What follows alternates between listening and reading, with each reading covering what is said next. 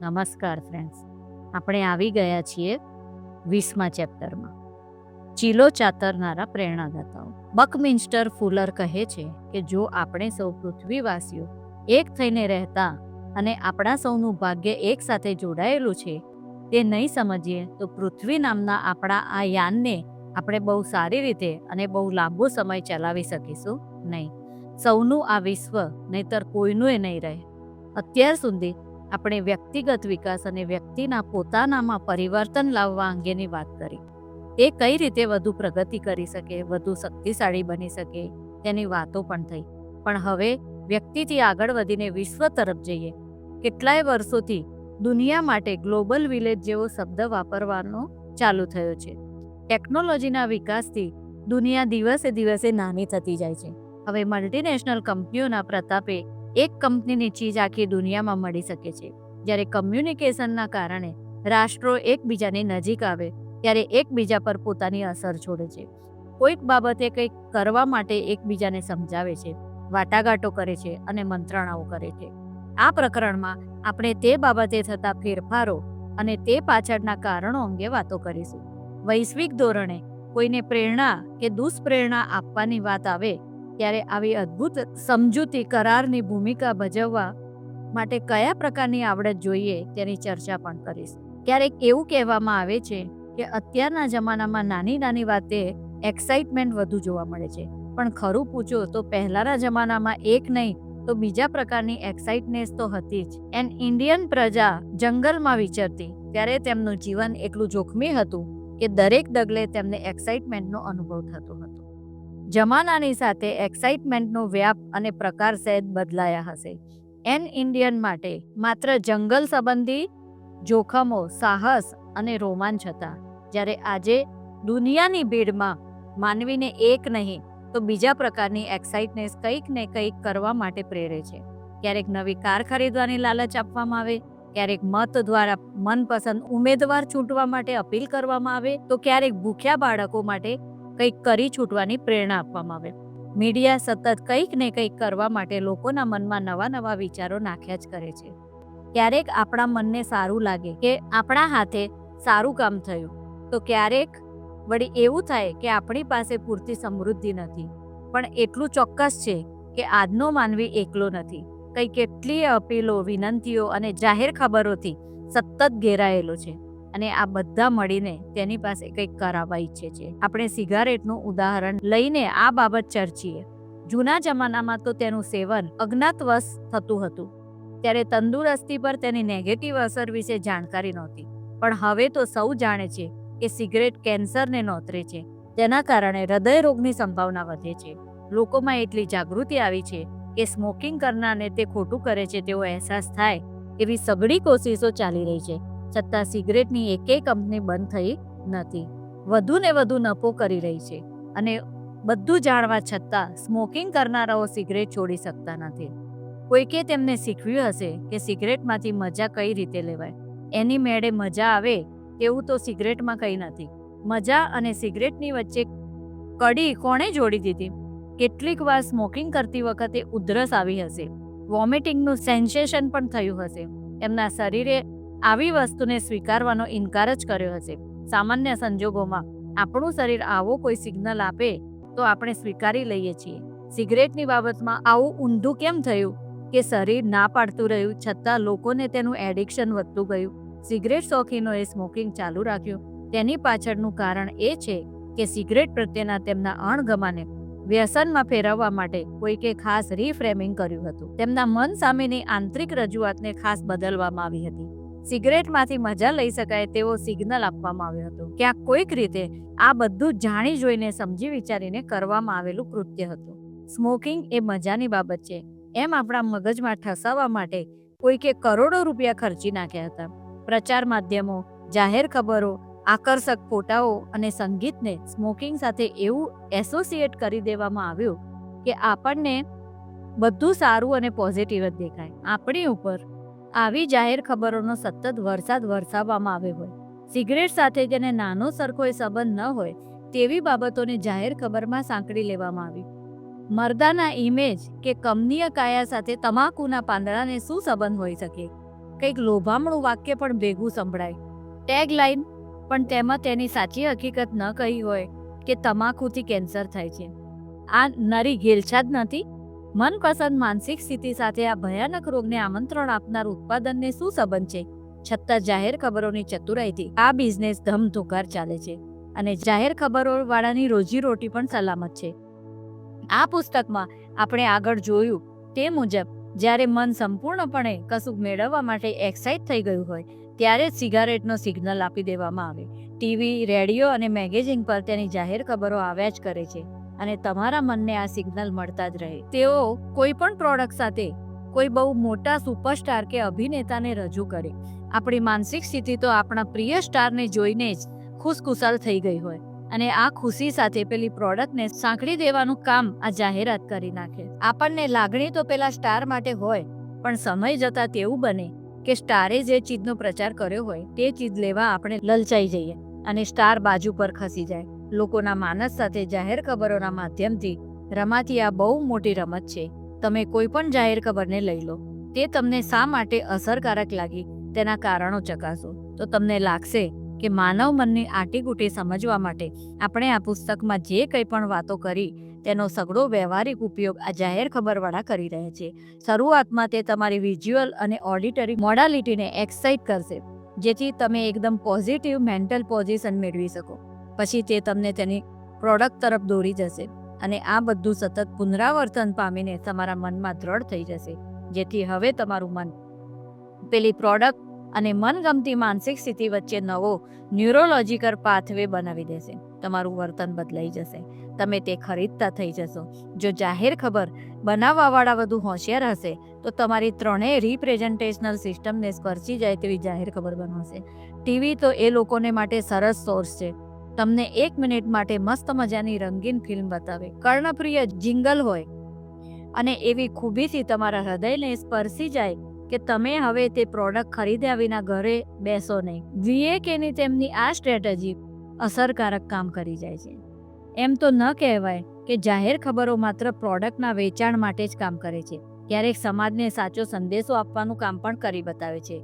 અમેરિકામાં anti smoking એડમાં એક શિશુ માતાના ગર્ભમાં સ્મોકિંગ કરતું બતાવ્યું હતું. કોઈને સ્પર્શી જાય તેવી અદ્ભુત જાહેરાત હતી. સિગારેટના વ્યસનીની પેટર્ન તોડવા માટે આ રજૂઆત ખૂબ જ ઇફેક્ટિવ હતી. સિગારેટની ગ્લેમરસ ઇમેજને તેણે એક ઝાટકે તોડી નાખી હતી. તમારી જિંદગીને તમે રસ્તો બતાવનારા પણ હોઈ શકો અથવા કોઈના બતાવેલા રસ્તે ચાલનારા પણ હોઈ શકો. આ પુસ્તક એટલા માટે જ લખવામાં આવ્યું છે કે જેથી તમે તમારી વ્યક્તિગત શક્તિને એ હદે વધારી શકો કે કોઈ તમને ગેરમાર્ગે લઈ ન જાય. તમારા બાળકો માટે તમે રોલ મોડેલ બનો. આજે જે સત્તામાં છે તે આ જ રીતે આપણને દોરનાર છે. જે સત્તામાં નથી તેઓ દોરવાઈ રહ્યા છે. આજની દુનિયામાં જે વ્યક્તિ પાસે આ રીતે લોકોને સમજાવવાની શક્તિ છે, પટાવવાની શક્તિ છે, તેઓ દુનિયા પર રાજ કરે છે. તમારી પાસે ભલે 1 પૈસો પણ ન હોય, પણ બોલવામાં ચાલાકી અને ચતુરાઈ હશે તો તમને પૈસા ધીરનાર 10 કરોડપતિ મળી રહેશે. તમારી આ ચતુરાઈ તમને જે જોઈએ તે અપાવી દેશે. એકલા હશો તો મિત્ર અપાવશે અને પ્રોડક્ટ વેચવી હશે તો ગ્રાહક અપાવશે. તમારી પાસે ગમે તેટલો ઉત્તમ વિચાર હોય પણ તેની રજૂઆત માટેની આવી આકર્ષક વાણી ન હોય તો તેનું કંઈ મૂલ્ય નહીં રહે. આ બધી જ બોલબાલા ચાલાકીભરી વાણીની અને કમ્યુનિકેશનની છે. આજના જમાનાની આ સૌથી મોટી કલા છે. હું તમને ઉદાહરણ આપીને આ વાત સમજાવીશ. જ્યારે મેં પહેલીવાર NLPનો પ્રોગ્રામ બનાવ્યો ત્યારે મેં એક એક્સરસાઇઝ તૈયાર કરી હતી, જેથી લોકોને ખ્યાલ આવે કે તેઓ ખરેખર કંઈક નવું શીખ્યા છે. મેં રાત્રે 11:30 વાગે મારા આખા ગ્રુપને એકઠું કર્યું અને તેમને અલગ અલગ વાહનની ચાવી આપી, થોડા પૈસા આપ્યા, ક્રેડિટ કાર્ડ આપ્યા અને કહ્યું કે હું તેમને એ વાત જણાવવા માંગુ છું કે સફળ થવા માટે તેમને આના કરતાં વધારે કોઈ ચીજની જરૂરત નથી. તમારી પોતાની અંદરની શક્તિ અને વાણી ચાતુર્ય તમને સફળતા અપાવી શકે તેમ છે. લોકોની જરૂરિયાત પૂરી કરવા માટે પણ વધુ કોઈ ચીજની જરૂરત નથી. ત્યારે અમે એરિઝોનામાં હતા. તેમણે માટે પહેલી ચેલેન્જ એ હતી કે તેમણે ફિનિક્સ પહોંચવાનું હતું. મેં તેમને કહ્યું કે તેઓ પોતાનું ધ્યાન રાખે અને પોતાની સઘળી આવડતને કામે લગાડીને ફિનિક્સ પહોંચે, ત્યાં રોકાય અને અહીં જે કંઈ પણ શીખ્યા છે તે કમ્યુનિકેશન અને વાણી ચાતુર્યનો ત્યાં ઉપયોગ કરે. જેથી પોતાને તેમજ બીજાને પણ ફાયદો પહોંચાડી શકે. આનું પરિણામ ખૂબ અમેઝિંગ આવ્યું. કેટલાક લોકો બેંકમાંથી $100 લઈને $500 લોન લઈ આવ્યા. તેમની પાસે તેમનું કોઈ ઓળખપત્ર નહોતું. શહેરમાં તેઓ સાવ નવા હતા અને કોઈને ઓળખતા નહોતા, છતાં તેઓ તે કરી શક્યા. એક મહિલા ડિપાર્ટમેન્ટલ સ્ટોરમાં જઈને ખરીદી કરી આવી. ફરી તેની પાસે ઓળખપત્ર નહોતું, છતાં ક્રેડિટ કાર્ડનો ઉપયોગ કરી આવી. આવી રીતે મેં 120 વ્યક્તિઓને મોકલી હતી. તેમાંથી 80% વ્યક્તિઓએ તો નોકરી પણ મેળવી લીધી. તેમાંના 7 તો એવા હતા કે જેમણે એક જ દિવસમાં 3થી વધુ નોકરીઓ મેળવી લીધી. એક સ્ત્રીને પ્રાણી સંગ્રહાલયમાં કામ કરવું હતું. તેને કહેવામાં આવ્યું કે અહીં તો નોકરી માટે 6 મહિનાનું વેઇટિંગ લિસ્ટ ચાલે છે, છતાં તેણે તેની વાત ચાલુ રાખી, સંબંધો કેળવ્યા અને વોલિયન્ટર તરીકે કામ કરવાની અનુમતિ મેળવી લીધી. એટલે સુધી કે તેણે પ્રાણીઓ સાથે કામ કરવા માટે પણ સંમતિ મળી ગઈ. તેણે એક માંદા પોપટને સાજા કરવામાં પણ NLPની આવડતનો ઉપયોગ કર્યો. પ્રાણી સંગ્રહાલયમાં સૌ તેના કામથી એટલા ખુશ થયા કે તેમણે દિવસના અંતે એક નાનકડો સેમિનાર યોજી દીધો, જેમાં તેણે પ્રાણીઓ પર કઈ રીતે પોઝિટિવ અસર આપી શકાય તે અંગે માર્ગદર્શન પણ આપ્યું. એક યુવકને બાળકો બહુ વાલા હતા. તે સીધો એક સ્કૂલમાં પહોંચી ગયો અને ઓફિસમાં જઈને કહ્યું કે હું આજની એસેમ્બલીનો ઇન્વાઇટેડ સ્પીકર છું. સ્કૂલમાં સૌ મૂંઝાઈ ગયા, છતાં આ યુવકની રજૂઆત એટલી સુંદર હતી કે શિક્ષકોએ બાળકોને તાત્કાલિક એકઠા કરીને એક એસેમ્બલી ગોઠવી કાઢી અને યુવકે લગભગ 1.5 કલાક સુધી સ્કૂલના નાનકડા બાળકો સાથે ચર્ચા કરી. અહીં પણ આત્મવિશ્વાસ કેવો જબરજસ્ત હતો કે કોઈને ઓળખપત્ર માંગવાનું પણ સૂઝ્યું નહીં. બાળકોને ખૂબ મજા પડી અને શિક્ષકો પણ ખૂબ ખુશ થયા. આ ગ્રુપની બીજી એક મહિલા પુસ્તકોની એક મોટી દુકાનમાં પહોંચી ગઈ અને ત્યાં જઈને પોતે વિખ્યાત લેખિકા ટેરી કોલ વિટેકર હોય તે રીતે વર્તવા લાગી. તે ટેરી કોલ વિટેકર જેવી સહેજ પણ દેખાતી પણ નહોતી, પરંતુ તેની ચાલ અને હાવભાવને નકલ કરીને તે એક ટેબલ પર બેસી ગઈ. ટેરીના ફોટાવાળા ઘણા પુસ્તકો ત્યાં હતા. તે ઉપાડીને વાંચી સંભળાવવા લાગી. ટેરીની જેમ જ હસવું બોલવું એવો આબેહૂબ અભિનય કે બુક સેલર પણ ચકિત થઈ ગયો. પોતે ટેરીને ઓળખી ન શક્યો તે બદલ દિલગીરી પણ વ્યક્ત કરી. પછી તેણે તેનું સ્વાગત કર્યું. થોડી વાર સુધી ટેરીએ વાતો કરી. ઘણા બધાએ તેની પાસે ઓટોગ્રાફ કરાવીને પુસ્તકો ખરીદ્યા પણ ખરા. તે દિવસે તે આખા ગ્રુપને તે અનુભવ થયો કે તેમની શક્તિઓ કઈ હદ સુધી વિસ્તરી શકે છે. મારે તેમને એ જ બતાવવું હતું કે તેમની પાસે ઉત્સાહભરી માનસિક સ્થિતિ હશે તો તેઓ જે ધારે તે કરી શકશે, ગમે ત્યાંથી માર્ગ શોધી શકશે. તેમની પાસે કોઈ ઓળખપત્ર નહોતું, છતાં પોતાની બોલવાની કળા અને આત્મવિશ્વાસથી તેઓ ક્યાં સુધી પહોંચી શક્યા. એ દિવસ તેમના માટે યાદગાર બની ગયો. તેમણે કેટલા બધા મિત્રો બનાવ્યા અને ઘણા લોકોને મદદ પણ કરી. આપણે પહેલા પ્રકરણમાં વાત કરી હતી કે શક્તિ વિશે લોકોમાં મતાંતર જોવા મળે છે. કોઈકને તે ગમે, કોઈકને ન ગમે, તો કોઈકને તેનો ડર લાગે. આજના જમાનામાં આવી બોલવાની કળા એક શક્તિ છે. તમે તેનાથી કોઈને સારી કે ખરાબ પ્રેરણા આપી શકો છો. લોકો આ પ્રકારનું કામ કરાવવા માટે કરોડો રૂપિયા ખર્ચે છે અને જાહેર ખબરોનો વ્યવસાય આ જ રીતે ચાલે છે. તમારા બાળકોએ શું કરવું અને શું નહીં તેનું માર્ગદર્શન તમે કરશો કે પેલો ડ્રગ ડીલર કરશે? જો તમારે તમારી જિંદગી પર કાબુ મેળવવો હશે તો તમારા બાળકો માટે તમારે જ એક રોલ મોડેલ બનવું પડશે અને તે માટે તમે પોતે કઈ રીતે એક સારા પ્રેરણાદાયી અને માર્ગદર્શક મિત્ર બની શકો તે જાણવું પડશે. તમે આ જવાબદારી નહીં લો તો પેલા ગેરમાર્ગે દોરનારાઓ તો ઘરની બહાર ઊભા જ છે. મને લાગે છે કે હું તમને મારો મુદ્દો સારી રીતે સમજાવી શક્યો હોઈશ. અત્યારે દુનિયા ખૂબ ઝડપી બની ગઈ છે. પહેલા જે કામમાં વર્ષો લાગતા તે હવે દિવસોમાં થઈ જાય છે. જોકે આ પરિવર્તન સારું પણ છે. આપણે સૌ વધુ આરામદાયક જિંદગી જીવી રહ્યા છીએ, પહેલા કરતાં વધુ સ્વતંત્રતા માણી રહ્યા છીએ, પરંતુ કેટલાક પરિવર્તન ઘણા જોખમી છે. આ સદીમાં જ આપણને જાણવા મળ્યું કે હવે પૃથ્વી નામના આખા ગ્રહને ઉડાવી દેવાની શક્તિ આપણે મેળવી લીધી છે. આ શક્તિ અણુબોમ્બના રૂપમાં પણ છે, પ્રદૂષણના રૂપમાં પણ છે અને પર્યાવરણના સંહારના રૂપમાં પણ છે. આપણે એ જ વાતથી ખુશ થવાનું કે આટલી સંહારક શક્તિ મેળવ્યા પછી પણ હજી પોઝિટિવ ચેન્જની સંભાવના છે. હું માનું છું કે સમસ્યાઓ હશે તો તેનું નિરાકરણ પણ ક્યાંક ને ક્યાંક હશે. હું એટલો આસ્તિક ચોક્કસ છું કે આટલી બધી સમસ્યાઓ હોવા છતાં એક એવી શક્તિ જરૂર હશે જે આ સમસ્યાઓ કરતાં પણ વધુ શક્તિશાળી હશે અને તેની પાસે આ સમસ્યાનો ઉકેલ હશે તેમ હું માનું છું. એક વાત હું વિશ્વની સમસ્યાઓ વિશે વિચારતો હતો અને અચાનક મને એક સુંદર વિચાર આવે. મને લાગ્યું કે દરેક પ્રકારની સમસ્યાઓને એક જ નામ આપી શકાય તેમ છે. તમે દરેક સમસ્યાને બિહેવિયરલ પ્રોબ્લેમ એટલે કે વર્તન સંબંધી સમસ્યા તરીકે ઓળખી શકો. તમને કદાચ આશ્ચર્ય થશે કે બધી જ સમસ્યાઓ વર્તન સંબંધી હશે. હા, બધી જ સમસ્યાઓ વર્તન સંબંધી જ હોય છે અને તેનો ઉકેલ પણ યોગ્ય વર્તનથી જ આવી શકશે. ઘણીવાર આપણે સમસ્યાને એક નામ આપી દઈએ છીએ, પણ ખરેખર તે સમસ્યા પાછળ ઘણા વર્ષોની ક્રિયાઓ એટલે કે આપણે પોતે કરેલા કર્મો જ જવાબદાર હોય છે.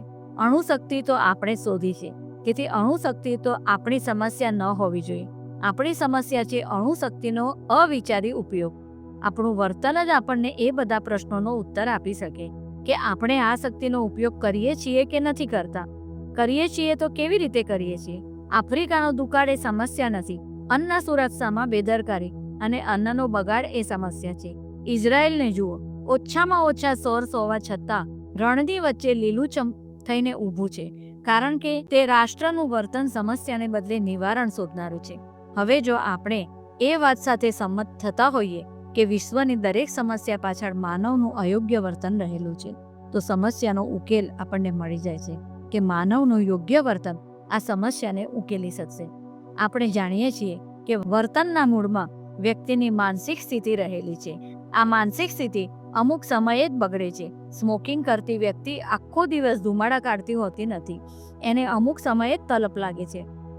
વધુ પડતું ખાનારી વ્યક્તિ આખો દિવસ ખાતી રહેતી નથી, તેને અમુક સમયે જ ખાવાની તીવ્ર ઈચ્છા જાગે છે. જો આપણે આ થોડા જ સમયની માનસિક સ્થિતિને જાળવી લઈએ તો પરિવર્તન શક્ય છે. આપણે આ થોડાક સમયની માનસિક સ્થિતિ માટે જવાબદાર આંતરિક રજૂઆત બદલવાની છે. ટેકનોલોજીનો વ્યાપ તો જુઓ. જે દુનિયા એક ખૂણે ચાલે છે તે બીજા ખૂણે ટીવી પર જોઈ શકાય છે. જો આ જ રીતે પ્રચાર માધ્યમો, સિનેમા અને ફિલ્મોનો બહોળો પ્રસાર શક્ય હોય તો સારો મેસેજ ફેલાવવા માટે આપણી પાસે કેટલું મોટું હથિયાર હાજર છે. વિશ્વભરની વ્યક્તિની આંતરિક રજૂઆત બદલી શકાશે. સૌ કોઈની માનસિક સ્થિતિમાં પરિવર્તન લાવી શકાશે. સ્મોકિંગની જાહેરાત કરનાર થિયેટરના પડદાઓ સારો મેસેજ ફેલાવવા માટે કાર્ય કરી શકશે. એની કેટલી મોટી અસર થાય છે તે આપણે જોઈ ચૂક્યા છીએ. માત્ર સ્ક્રીન પર જ શા માટે? લોકોને અપીલ કરવા માટે તો ગમે ત્યાં ભીડ જમા કરી શકાશે. લોકોની મદદ માટે કલાકારો લાઈવ કન્સર્ટ કરે જ છે ને. પૂરેપૂરા પોઝિટિવ મેસેજ ફેલાવવા શક્ય તો છે જ, એ સ્વીકારવું જ રહ્યું. તે માટે પ્રેરણાત્મક ફિલ્મો કે ડોક્યુમેન્ટરી ફિલ્મ પણ બનાવી શકાય છે જે લોકોની આંતરિક રજૂઆતને બદલે છે. સ્કેર સ્ટ્રેટેજી એક એવો જ એક કાર્યક્રમ છે જેમાં કેટલાક તોફાની બાળકોને જેલની મુલાકાતે લઈ જવામાં આવે છે.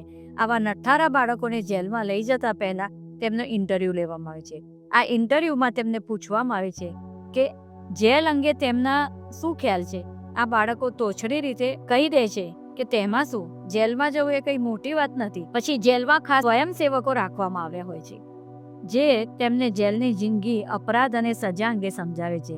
તેમની વાતચીતથી આ બાળકોના મનમાં જે ખ્યાલ હતા તે બદલવા લાગે છે અને ગુનાખોરીની ભયાનકતાનો તેમને ખ્યાલ આવે છે. એકદમ ખૂની સાથે તેમની વાતચીત પણ કરાવવામાં આવે છે અને જ્યારે જેલની મુલાકાત લઈને બહાર આવે છે ત્યારે તેમનું માનસિક પરિવર્તન થઈ ગયું હોય છે.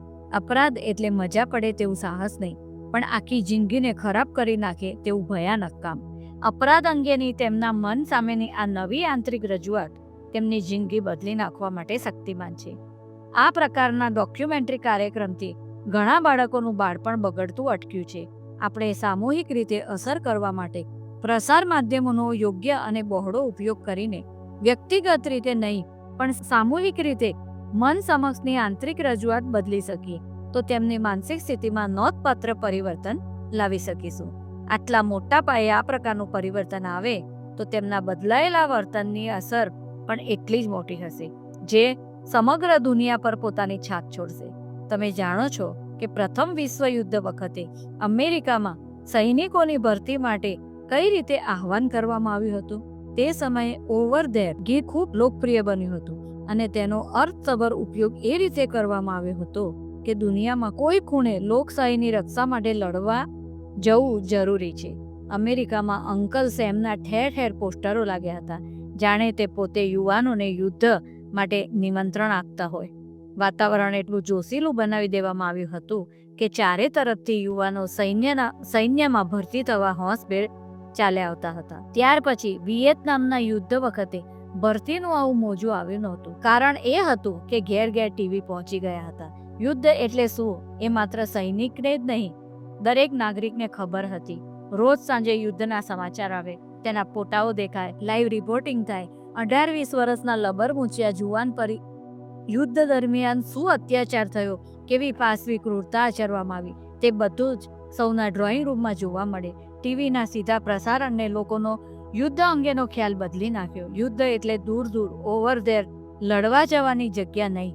યુદ્ધ એટલે ઘર આંગણે જોવા મળતી લોહિયાળ ઘટના.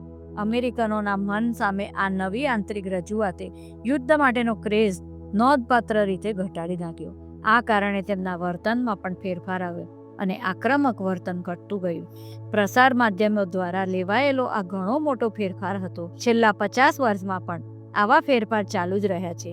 તમે કોઈ પણ જૂની ફિલ્મ યાદ કરો અને તેમાં એલિયન એટલે કે પરગ્રહવાસી કઈ રીતે દર્શાવાય છે તે જુઓ. વિકરાળ, ભયાનક, ડરામણો, માણસ ખાવ, કદમાં અત્યંત મોટો અને પૃથ્વીનો દુશ્મન. કેટલાય સમય સુધી કેટલીય ફિલ્મોમાં આ પ્રકારનો કેરેક્ટર રોલ થતો રહેતો. પણ હવે પરિસ્થિતિ બદલાઈ રહી છે.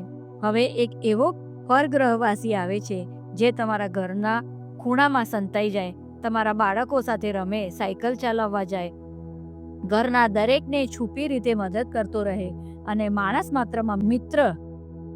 આ નવા પ્રકારનો કેરેક્ટર રોલ ગમે તેવો છે અને ઈચ્છનીય છે. તમે એ પણ જોઈ શકશો કે પહેલા કિસ્સામાં આંતરિક રજૂઆત એવી રીતે થતી હતી કે અજાણ્યા પર વિશ્વાસ કરાય જ નહીં. બીજા કિસ્સામાં માનવતા, પ્રેમ, વિશ્વાસ અને મૈત્રી પર શ્રદ્ધા જાગે અને નવી પેઢીને આ બધા જીવન મૂલ્યો શીખવી શકાય તેવી રજૂઆત છે.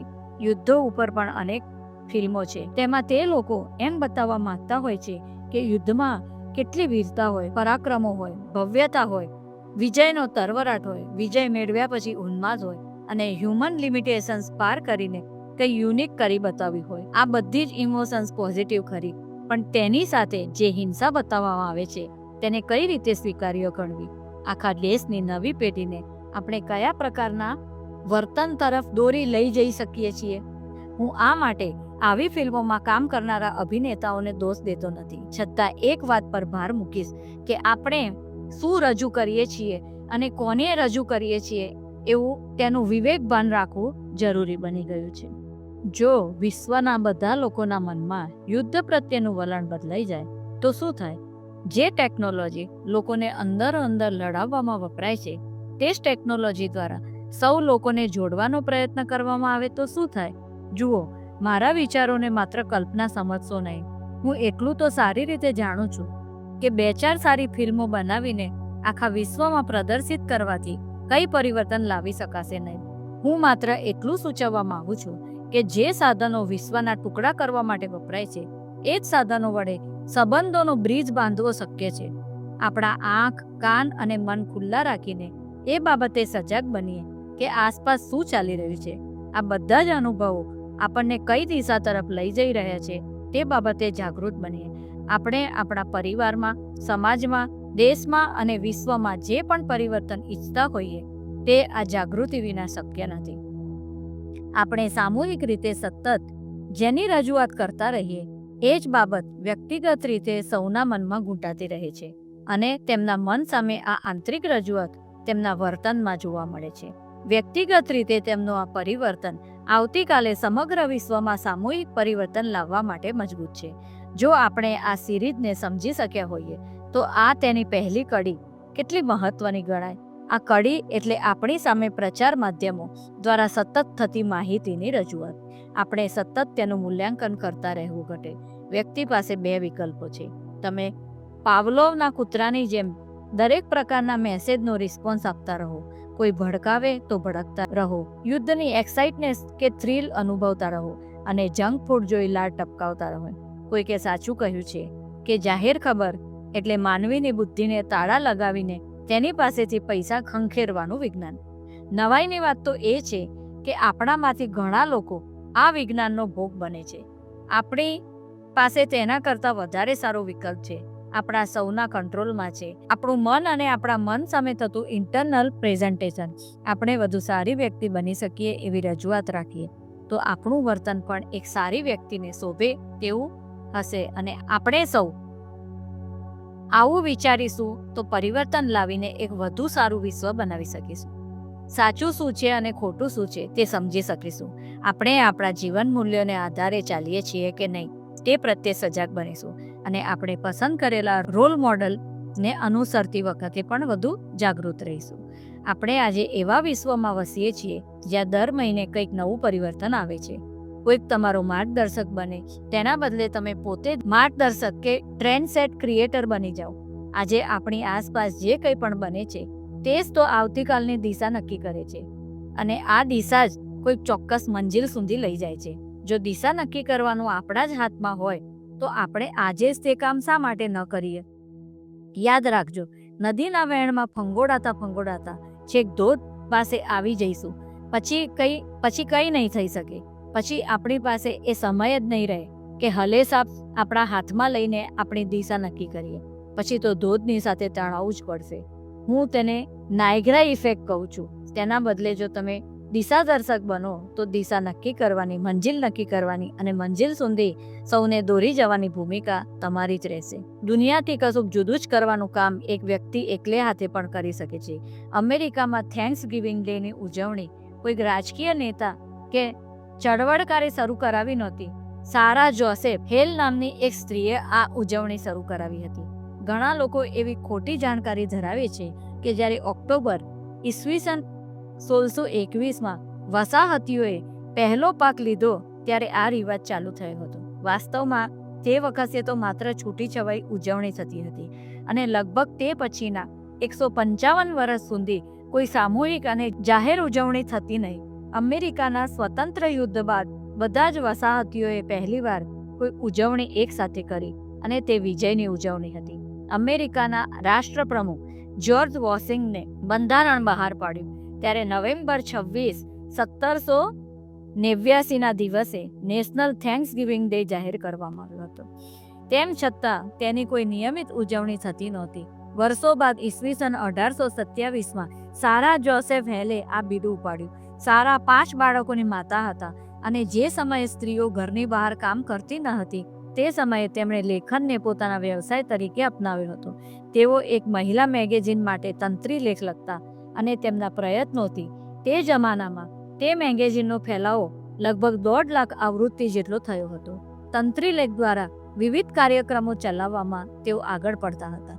વિમેન્સ કોલેજ, બાળકો માટે રમતના જાહેર મેદાનો અને ઘોડિયાઘર જેવી પ્રવૃત્તિઓ કે તે અંગેના પ્રશ્નોને વાચા આપીને તેમણે તેમના તંત્રી લેખ દ્વારા ઘણું યોગદાન આપ્યું હતું. મેરી હેડા લિટલને શબ્દો ધરાવતું પ્રસિદ્ધ જોડકનું પણ તેમણે જ રચ્યું હતું. નિયમિત રીતે નેશનલ થેન્ક્સ ગિવિંગ ડેની ઉજવણી થાય તે તેમનો એક મહત્વનો ગોલ હતો. તેમણે તેમના મેગેઝિનની મદદથી એવા લોકોનો સંપર્ક કર્યો જેઓ સમગ્ર દેશને માટે આ દોરવણી આપી શકે તેમ હતા. તેમણે લગભગ 36 વર્ષ સુધી આ કાર્ય ચલાવ્યું અને તે માટે તેઓ અમેરિકાના પ્રમુખ અને અન્ય ગવર્નરોને સતત પત્ર લખતા રહ્યા. તેમના મેગેઝિનમાં પણ આકર્ષક રીતે થેન્ક્સ ગિવિંગ ડેની ઉજવણી, ખાણીપીણી અને તેને લગતી વાર્તાઓને સ્થાન આપતા રહ્યા. કવિતાઓ લખતા રહ્યા અને વર્ષો સુધી તેમના લેખો દ્વારા સમગ્ર દેશને આ ઉજવણી તરફ જાણે કે દોરવતા રહ્યા. અંતે અમેરિકાના સિવિલ વોર દરમિયાન તેમને ચાન્સ મળ્યો અને તેમણે સમગ્ર દેશનું ધ્યાન ખેંચ્યું. તેમણે લખ્યું કે સામાજિક, રાષ્ટ્રીય અને ધાર્મિક બાબતોને ધ્યાનમાં લઈને શું અમેરિકન થેન્ક્સ ગિવિંગ ડે નક્કી કરવાનું વિચારી ન શકે, જેથી અમેરિકન સમાજમાં એક પ્રકારની રાષ્ટ્રીય એકતા આવે. ઓક્ટોબર 1863માં તેમણે લખ્યું, આપણા રાજ્યોની વ્યક્તિગત લાગણીઓ અને સ્થાનિક બનાવોને બાદ કરીએ તો એક આખા રાષ્ટ્ર તરીકે દરેક અમેરિકન રાષ્ટ્રીય એકતાને માન આપી પોતાના તરફથી ભગવાનને આનંદપૂર્વક કંઈક અર્પણ કરે અને આપણે તે અર્પણ કરવાનો દિવસ નક્કી કરીએ એવું કેમ ન કરી શકે.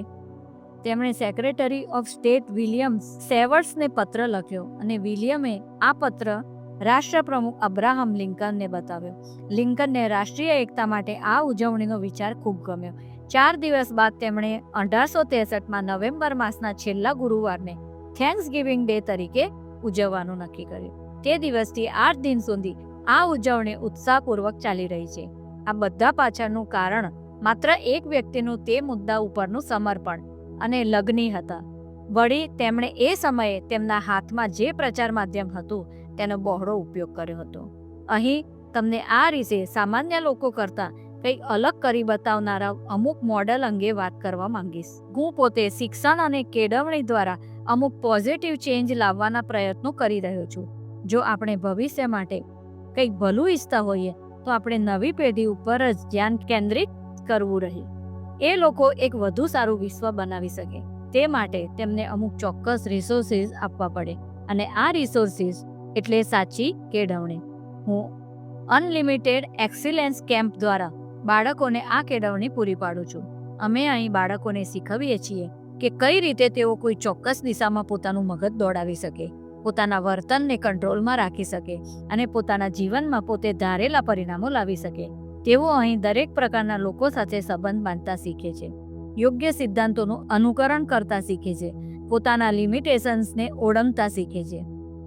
કેમ્પના અંતે મોટાભાગના બાળકો મને પ્રેમથી કહી જાય છે કે તેમના માટે આ એક અનોખો અનુભવ હતો. મારા માટે આનાથી વધુ એવોર્ડ બીજો શું હોઈ શકે? આમ જુઓ તો હું એક જ વ્યક્તિ છું, તેથી આટલા મોટા દેશમાં આટલા બધા બાળકો સુધી ન પહોંચી શકું. તે માટે પણ અમે એક ઉપાય શોધી કાઢ્યો. અમે NLPની અને ઓપ્ટિમમ પરફોર્મન્સ ટેકનોલોજીની તાલીમ આપીને એવા શિક્ષકો તૈયાર કરીએ છીએ જે આ પ્રકારના વધુને વધુ કેમ્પનું સંચાલન કરી શકે. મને લાગે છે કે વધુને વધુ બાળકો સુધી પહોંચવા માટે અમે આ એક સુંદર સ્ટેપ ઉઠાવ્યું છે. શિક્ષણના ક્ષેત્રે ખરેખર આ એક અનોખી શરૂઆત કહી શકાશે. હવે અમે અમારો બીજો પ્રોજેક્ટ શરૂ કરવાના છીએ. આ પ્રોજેક્ટનું નામ છે ચેલેન્જ ફાઉન્ડેશન. મારા ધ્યાનમાં આવ્યું છે કે આપણે ત્યાં ઘણા બધા બાળકો એવા છે જે રોલ મોડેલ બની શકે એવો નાગરિક કેવો હોઈ શકે તે અંગે કંઈ જાણતા જ નથી, કારણ કે તેમની આજુબાજુ દૂર સુધી એવા કોઈ રોલ મોડેલ જોવા મળતા જ નથી.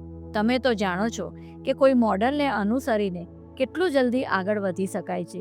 ચેલેન્જ ફાઉન્ડેશનનો કોન્સેપ્ટ એ છે કે વિડીયો લાઇબ્રેરી દ્વારા આ બાળકો સુધી પહોંચવું. આ વિડીયો લાઇબ્રેરીમાં આપણા અત્યાર સુધીના જમાનાની કેટલીક સેલિબ્રિટીઝના વક્તવ્યો હશે. અમે તેમાં સુપ્રીમ કોર્ટના જસ્ટિસ, નામાંકિત બિઝનેસમેન અને કેટલાક ટોચના સ્ટાર્સનો સમાવેશ કર્યો છે. માત્ર એટલું જ નહીં, પણ તેમાં વિશ્વ સ્તરે કોઈ ખાસ ઉદ્દેશ માટે પ્રદાન કરનાર વ્યક્તિઓ, પછી તે જોન એફ કેનેડી હોય, માર્ટિન લ્યુથર કિંગ જુનિયર હોય કે મહાત્મા ગાંધી હોય, એ સૌના પ્રેરણાદાયી પ્રવચનો સામેલ હશે, જેમાં તેઓ સતત 30 મિનિટ સુધી આ સેલિબ્રિટીઝની વાતો સાંભળશે, તેમના જીવન મૂલ્યો અંગે સાંભળશે અને છેલ્લી 5 મિનિટમાં આ સેલિબ્રિટી તેમને કહે છે કે જીવનમાં તેમને શું કરવાનું છે. બાળકો માટે આ એક પડકાર હશે. આ બાળકોને રાષ્ટ્રનું બંધારણ શું છે તેની પણ પૂરતી માહિતી નહીં હોય, પણ જ્યારે સુપ્રીમ કોર્ટના ચીફ જસ્ટિસ તેમની સામે સ્ક્રીન પર આવીને તેમને જણાવે કે પોતે જેમના માટે પોતાની આખી જિંદગી સમર્પી દીધી છે તેવું આ બંધારણ દેશ માટે કેટલું અગત્યનું છે, ત્યારે તે બાળકો પર કેટલી ઘેરી અસર પડશે. આ જ સેલિબ્રિટીઝ જ્યારે તેમને કંઈક કરી બતાવવા માટે પડકારે ત્યારે તેની કેવી અસરો પેદા થાય. અહીં વ્યક્તિગત નહીં, સામૂહિક પરિવર્તનની વાત છે. એક સાથે આટલી સુંદર વાત એક દેશના આટલા બધા બાળકો સુધી પહોંચે અને એક ધારી પહોંચતી રહે તો એક બહુ મોટો પોઝિટિવ ચેન્જ આવ્યા વિના નહીં રહે. વર્તમાનનું આ પરિવર્તન એક ઉજ્જવળ ભવિષ્યની રચના કર્યા વિના જંપે નહીં. જો અમારી આ પહેલ અંગે તમારા તરફથી કંઈ પણ સૂચન હોય તો અમે તમને પ્રેમથી સ્વીકારીએ છીએ. નવી પેઢી જેને રોલ મોડેલ તરીકે લઈ શકે એવી બીજી એક વ્યક્તિ છે એમરી લોવિન્સ, જે સ્નોમાસ, કોલોરાડો ખાતે રોકી માઉન્ટેન ઇન્સ્ટિટ્યૂટના રિસર્ચ ડાયરેક્ટર છે અને ઓલ્ટરનેટિવ એનર્જી પ્રોજેક્ટ પર વર્ષોથી સંશોધન કાર્ય કરે છે. આજે સૌ જાણે છે કે ન્યુક્લિયર એનર્જી મોંઘી છે, બહુ અસરકારક નથી અને સખત જોખમી છે, છતાં ખબર નહીં કેમ તેનો વિરોધ અસરકારક બન્યો નથી. આવા સંજોગોમાં લોવિન્સે ઘણું મોટું કામ કર્યું છે. માત્ર વિરોધની ચળવળ ચલાવવાના બદલે તેમણે સૌનો સાથ મેળવવાની અનોખી રીત અપનાવી છે.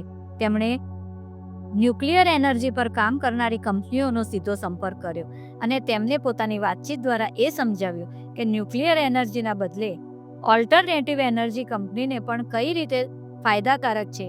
કંપનીએ એટલા મોટા પ્લાન્ટ બનાવવા પડશે નહીં અને તે બજેટ અન્ય પ્રોજેક્ટ માટે ફાળવી શકાશે. લોવિન્સની સંવાદ સાધવાની રીત આઈકિડો રમત જેવી છે, જે ખૂબ સારી રીતે પોતાની વાતને રજૂ કરે છે. વાતચીત દરમિયાન ક્યાંક વિરોધનો સૂર ન ઉઠે તે રીતે પોતાનો મુદ્દો રમતો મૂકે છે. એક કિસ્સામાં એવું બન્યું હતું કે એક કંપની નવો ન્યુક્લિયર પ્લાન્ટ શરૂ કરવા જઈ રહી હતી. તે પહેલાં કંપનીએ પ્લાન્ટ અંગેનો તેમનો દ્રષ્ટિકોણ રજૂ કરવા માટે તેમને બોલાવ્યા હતા. તેમણે એકદમ શાંતિથી વાતની શરૂઆત કરી કે આ પ્લાન્ટનો હેતુ તો ઘણો સારો છે. આટલા મોટા પાયે એનર્જી ઉત્પન્ન કરીને તેઓ દેશની અને નાગરિકોની ઘણી મોટી મદદ કરી રહ્યા છે. પરંતુ હજી આ પ્લાન્ટ બન્યો પણ નથી, છતાં $300 મિલિયન ખર્ચ થઈ ગયો છે. પ્લાન્ટ બનશે ત્યારે બીજો ઘણો મોટો ખર્ચ આવશે. બીજી તરફ જો પર્યાવરણની સુરક્ષાનો મુદ્દો ધ્યાન પર લેવામાં આવે તો આ પ્લાન્ટથી પર્યાવરણને ઘણો ખતરો છે. બાંધકામ ન કરવામાં આવે તો બાંધકામનો ખર્ચ બચી શકે અને પર્યાવરણ પણ બચી શકે. લોવિન્સ પાસે ઓલ્ટરનેટિવ એનર્જીના અન્ય ઉપાયો હતા જ. ખર્ચના મુદ્દે કંપની તેમની સાથે એકદમ સરળતાથી સહેમત થઈ ગઈ.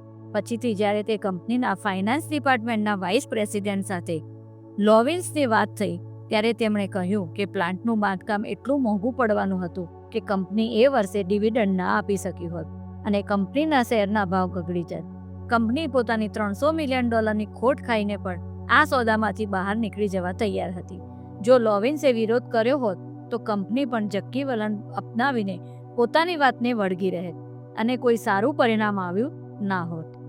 લોવિન્સની વાતચીતથી આપણે જોઈ શકીએ છીએ કે કોઈ એક સામાન્ય મુદ્દા પર સંમતિ સાધવી અને અમલમાં મૂકવા માટે શક્ય હોય તેવો ઓલ્ટરનેટ સૂચવવો એ સાચા માર્ગદર્શકનું કામ છે. લોવિન્સના આ પ્રકારના કામથી આ દિશામાં એક નવો આરંભ થયો છે, જ્યાં બંને તરફ સંતોષકારક હોય તેવું પરિણામ લાવી શકાય છે. સાથે જ વિશ્વ માટે અમૂલ્ય એવું પર્યાવરણ પણ જાળવી શકાય છે. ઇલેક્ટ્રિસિટીની અન્ય કંપનીઓએ પણ તેમનો સંપર્ક કર્યો છે, જેથી તેમનો ન્યુક્લિયર પરનો આધાર ઘટાડી શકાય અને નફો વધારી શકાય. અન્ય એક કિસ્સો કોલોરાડો અને ન્યૂ મેક્સિકો વચ્ચે આવેલી સેન લુઇસ વેલીના ખેડૂતોનો છે. આ ખેડૂતો ઈંધણ માટે સૂકા લાકડા એકઠા કરી રાખતા, પરંતુ ત્યાંના જમીનદારોએ જ્યાં આ લાકડા એકઠા કર્યા હતા તે વિસ્તાર પર પોતાનો હક જમાવી દીધો. ગરીબ ખેડૂતો માટે તો કપરી પરિસ્થિતિ પેદા થઈ ગઈ. તે સમયે કોઈક આગેવાને તેમને સોલાર એનર્જીનો ઉપયોગ કરવાની સલાહ આપી. તેમણે ખેડૂતોને સમજાવ્યા કે આ પરિસ્થિતિમાં એક નવી તક જોતા શીખો. આ રીતે સોલાર એનર્જી તરફ વળેલા આ ખેડૂતોએ તેમના સોલાર એનર્જીના આ પ્રોજેક્ટને વિશ્વનો સૌથી વધુ સફળ પ્રોજેક્ટમાં સામેલ કરી દીધો છે. તેમના આ સાહસથી સામૂહિક શક્તિ અને ગુડવિલ કેટલું મોટું પરિવર્તન લાવી શકે છે તે સમજી શકાય તેમ છે.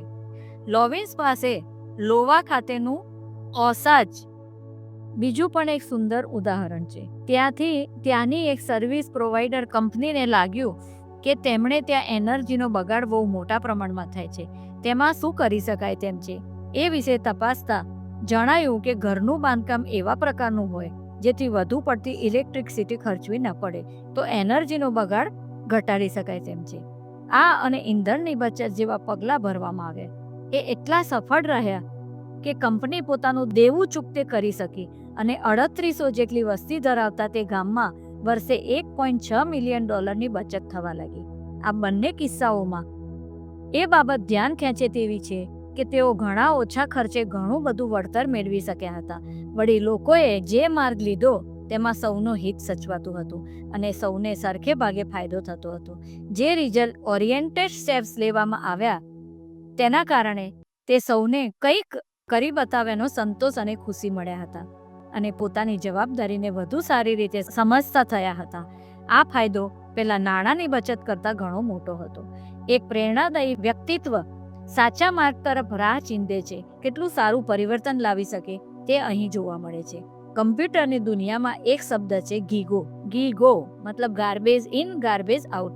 તેનો અર્થ થાય છે કે તમે નક્કી કરેલા તંત્રમાં જે નાખ્યું હશે તે તેની પાસેથી તમે પાછું મેળવશો.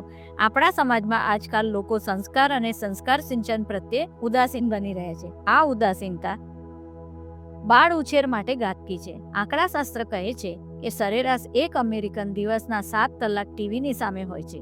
US news and world report કહે છે કે 9મા ધોરણથી 12મા ધોરણ વચ્ચેના કિશોરો 18,000 જેટલા ખૂની દ્રશ્યો જુએ છે. તેઓ આશરે 22,000 કલાક ટીવી જુએ છે.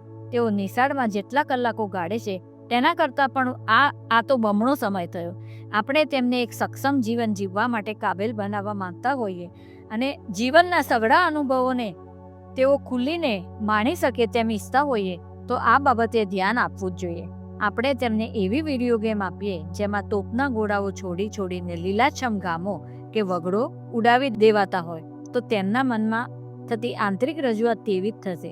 જંક ફૂડ ખાવું કે સમૃદ્ધિની નિશાની છે એવી વહેમી વાતોથી આપણે એક બીમાર અને અશક્ત નવી પેઢી ઊભી કરીએ છીએ. આપણું વર્તન કેળવવા માટે હવે આપણી પાસે ઘણી જ અસરકારક શક્તિઓ છે, પરંતુ તેથી આપણે યોગ્ય ઘડતર જ કરીશું તેની ખાતરી મળતી નથી.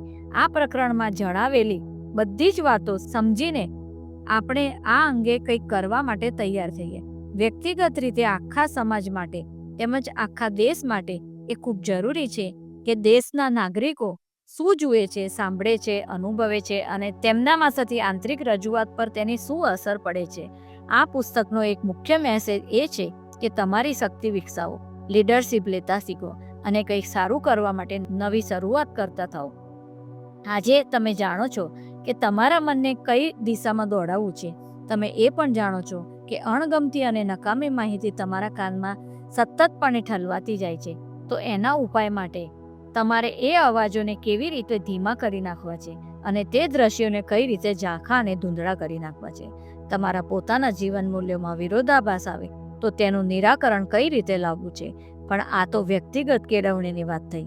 તમારે હજી લીડરશિપ લેતા પણ શીખવાનું છે કે જેથી કરીને તમારા બાળકો કે હાથ નીચેના કર્મચારીઓ માટે તમે રોલ મોડલ બની શકો.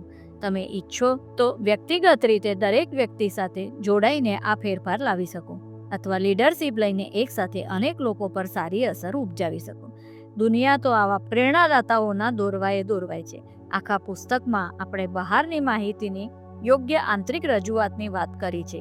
જો આપણી આ આંતરિક રજૂઆતને આપણે યોગ્ય રીતે બહાર લાવીને અન્ય સામે રજૂ કરી શકીએ તો અન્ય માટે પ્રેરણારૂપ બની શકીએ, બાળકોનો યોગ્ય ઉછેર કરી શકીએ, સમાજનું યોગ્ય ઘડતર કરી શકીએ અને આપણી ઈચ્છા મુજબની દુનિયા બનાવી શકીએ.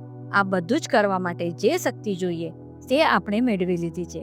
હું તમને આગ્રહ કરીશ કે તમે તેનો યોગ્ય ઉપયોગ પણ કરો. આ પુસ્તક લખવાનો ગોલ એ તો ખરો કે આપણે આપણી વ્યક્તિગત શક્તિને વધારીએ, વધુ અસરકારક રીતે કામ કરતા થઈએ અને જે કંઈ પણ કરીએ તેમાં સફળ થઈએ. પરંતુ એ સફળતા શું કામની જે આપણા અસ્તિત્વ સામે ખતરાને ટાળી ન શકે, આપણે વિનાશના આરે આવેલી પૃથ્વીને બચાવી ન શકીએ તો આ શક્તિ કશા કામની ન કહેવાય. આપણે સંબંધો સાધવાની વાત કરી, સંમતિ સાધક શબ્દોના ઉપયોગની વાત કરી, જે શ્રેષ્ઠ છે તેને અનુસરવાની વાત કરી, સફળતાની વાત કરી અને બીજું ઘણું નવું શીખ્યા. પણ તે બધું ત્યારે જ કામનું ગણાય જ્યારે તે આપણને તેમજ અન્યને સાચા અર્થમાં સફળ બનાવે. સાચી શક્તિ તો એકબીજા સાથે તાલ મિલાવવામાં છે. જ્યારે 100 લોકો એક હેતુ માટે અલગ અલગ નહીં પણ એક સાથે મળીને કામ કરે, આપણી પાસે લોકોની અનુભૂતિઓને સમજી અને બદલવા માટેના પૂરતા સંસાધનો છે. આપણે હવે તેનો ઉપયોગ કરતા થઈએ તે આવશ્યક છે. થોમસ વુલ્ફે એકવાર કહ્યું હતું કે દુનિયામાં સફળતાથી બીજો કોઈ મોટો પડકાર નથી. તમે અહીં શીખેલી દરેક નવી વાતની મદદથી તમારી તેમજ તમારી આસપાસના સૌની શક્તિ વધારતા રહો અને તે પોઝિટિવ અને પ્રસન્ન વાતાવરણમાં શ્રેષ્ઠ સફળતાઓ મેળવો. ચાલો જે કંઈ શીખ્યા તેનો ઉપયોગ કરવાનો સમય આવી પહોંચ્યો છે.